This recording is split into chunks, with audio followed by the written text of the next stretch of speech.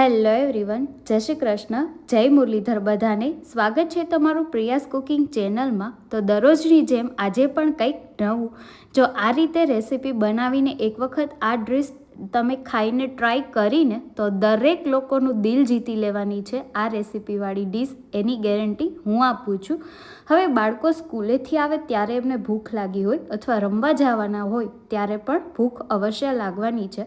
તો બાળકોને બહારના પડીકાનો નાસ્તો આપો એના કરતાં જો આવી હેલ્ધી ડીશ બનાવીને આપીને તો બાળકો આવી જ રેસીપી અવનવીની માંગ તમારી પાસે દરરોજ કરવાના છે.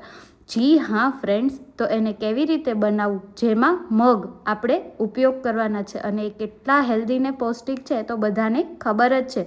અને શું ઘણા લોકો વેટ લોસ કરવા પરંતુ મારી જેમ ચટપટું અને સ્પાઇસી ખાવાની ઈચ્છા પણ થઈ જાય છે, તો એ લોકો માટે પણ ખાઈ પીને આરામથી તમે વજન ઉતારો એવી સરસ મજાની આ ડીશ છે જે તમે બાઉલ ભરીને પણ ખાઈ શકો છો અને વેઇટ ગેઇન પણ નહીં થાય. તો ચલો જોઈએ આગળ મુજબ. તો હજુ સુધી વિડીયો લાઇક ન કર્યું હોય તો વિડીયોને એક લાઇક કરી દો ને ચેનલ પર પહેલીવાર હોય તો લાઇક અને સબસ્ક્રાઈબ કરી દો. હવે આજની જે ડીશ બનાવવાના છીએ એમાં અહીંયા સિંગદાણાના જે થોડા બી આવે છે એ મેં અહીંયા લીધા છે, જેને આપણે શેકી લેશું અને એનો ટેસ્ટ જે છે એ ખૂબ જ સરસ આવે છે. તમે તમારા સ્વાદ પ્રમાણે વત્તા ઓછા કરી શકો છો. હવે આ રીતે શેકાઈ જાય એટલે એની ફોતરી પાડીને ફાડા કરી લેશું. હવે મેં અહીંયા મગ એક વાટકો લીધા છે જેને મેં 3 થી 4 કલાક માટે પલાળવા મૂકી દીધેલા હતા.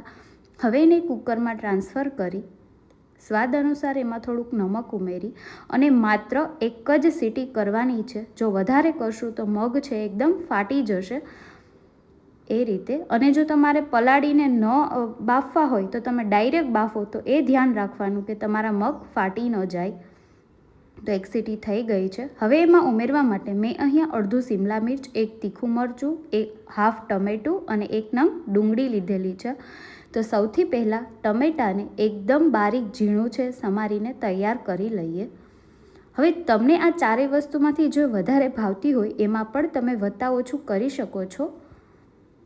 તો એ રીતે ટમેટાને એકદમ બારીક સમારીને તૈયાર કરી લઈએ. એ થઈ જાય ત્યારબાદ શિમલા મિર્ચને આપણે સમારી લઈશું.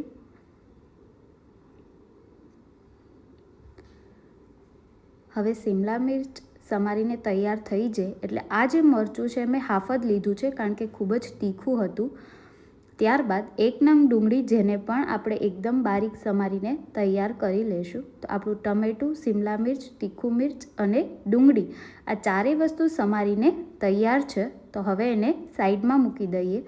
ત્યારબાદ મેં અહીંયા અડધું નંગ છે એ કાકડી લીધેલી છે જેને આપણે એકદમ બારીક સમારીને તૈયાર કરી લઈશું.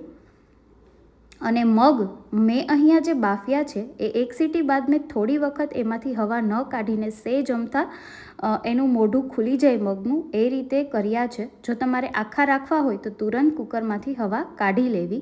ત્યારબાદ આપણે જે સમારીને તૈયાર કર્યું હતું એ બધી જ વસ્તુ એમાં ઉમેરી દઈશું અને સિંગદાણાના જે બી છે એને પણ ઉમેરી દઈએ. કોથમરીનું પ્રમાણ મેં થોડું વધારે રાખ્યું છે કારણ કે મને ખૂબ જ ભાવે છે.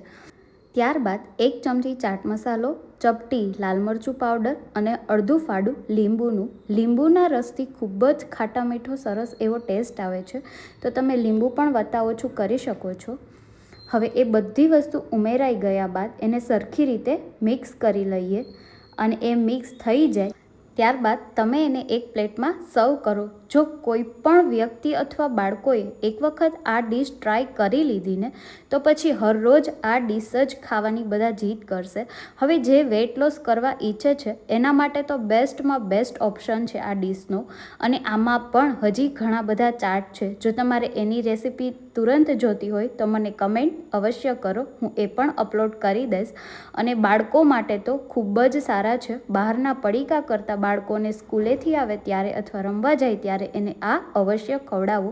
તો તમને આજની આ રેસીપી કેવી લાગી મને કમેન્ટ અવશ્ય કરજો. અને તમે મારો વિડીયો ક્યાં ગામ, શહેર કે મેગા સિટીમાંથી જોવો છો એ પણ કમેન્ટ કરો. અને તમે મારી આ ચેનલ તમારા ફ્રેન્ડ્સ અને ફેમિલી મેમ્બરમાં શેર કરો જેથી એ લોકો પણ આવી અવનવી રેસીપીથી પરિચિત બને. અને હજુ સુધી વિડીયો લાઇક ન કર્યું હોય તો એક લાઇક કરી દો. અને ચેનલ પર પહેલીવાર હોય તો લાઇક અને સબસ્ક્રાઈબ કરીને બેલ આઇકોન અવશ્ય દબાવો અને એમાં ઓલમાં ક્લિક કરો, જેથી આવા જ સરસ મજાના દરેક વિડીયોની રેસિપીની નોટિફિકેશન તમને તુરંત જ મળતી રહે. Thank you for watching and ચેનલની વિઝિટ અવશ્ય કરજો.